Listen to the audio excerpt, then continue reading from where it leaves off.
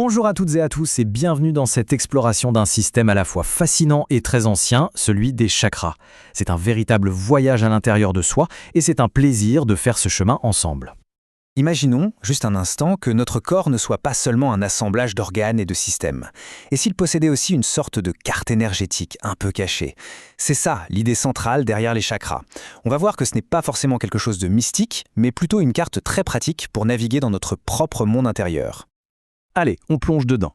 Pour bien comprendre cette carte, il faut d'abord jeter un œil à ses origines. Ce n'est pas du tout un concept nouveau, bien au contraire. C'est un langage ancien qui nous offre une manière un peu différente de nous percevoir.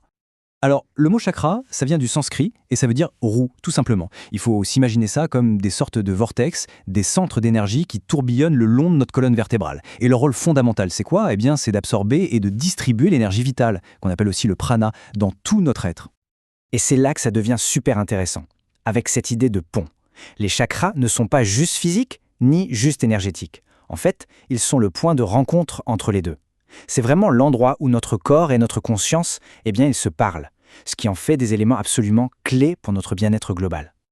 Bon, maintenant qu'on a les bases, on va s'attaquer au cœur de cette carte, les 7 centres vitaux. On peut les voir comme les principaux points de repère à explorer dans ce voyage à la découverte de soi. Voici un petit guide rapide de ces 7 chakras.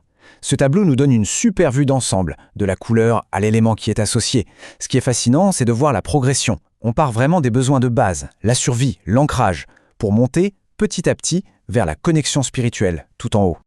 On commence tout en bas, par les fondations, le chakra racine, ou Muladhara. C'est notre ancre. Il est lié à notre sentiment de sécurité, à notre connexion au monde matériel. Pensez à la stabilité, que ce soit au travail ou à la maison, à cette sensation d'être bien planté sur ses 2 pieds, même quand ça secoue un peu autour.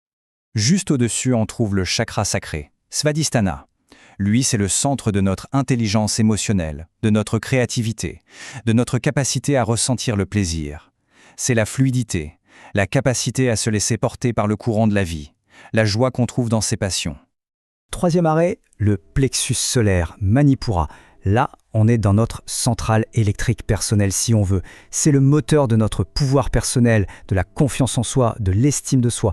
C'est ce feu intérieur qui nous pousse à agir et à atteindre nos objectifs. Au centre de tout ça, on a Anahata, le chakra du cœur. Comme son nom l'indique, il gouverne l'amour, la compassion, nos connexions. Et attention, pas seulement l'amour pour les autres, mais aussi l'amour pour soi-même. C'est le carrefour de l'empathie et de l'acceptation. On continue notre ascension jusqu'à la gorge avec Vishuddha. C'est notre centre de communication, notre porte-parole. Il gère notre capacité à exprimer notre vérité, à être authentique et clair, que ce soit pour partager une idée ou simplement pour dire ce qu'on a sur le cœur. Entre les sourcils, voici Ajna, le fameux 3e œil. C'est le siège de notre intuition, de notre sagesse intérieure. C'est cette petite voix, ce pressentiment qui nous guide et nous aide à voir au-delà des apparences, à avoir une vision d'ensemble. Et enfin, tout en haut, au sommet du crâne, on a le chakra couronne, Sahasrara. Lui, il représente notre connexion à plus grand que nous, notre sentiment d'appartenance à l'univers. C'est la source de l'inspiration, de la conscience, de l'unité. Ok, on a les points de repère sur la carte, mais maintenant, il faut apprendre à lire le terrain. Parce que, bien sûr, ces centres d'énergie ne sont pas toujours parfaitement équilibrés. Alors, comment est-ce que ça se manifeste dans notre quotidien ? En gros, un chakra peut être dans 3 états.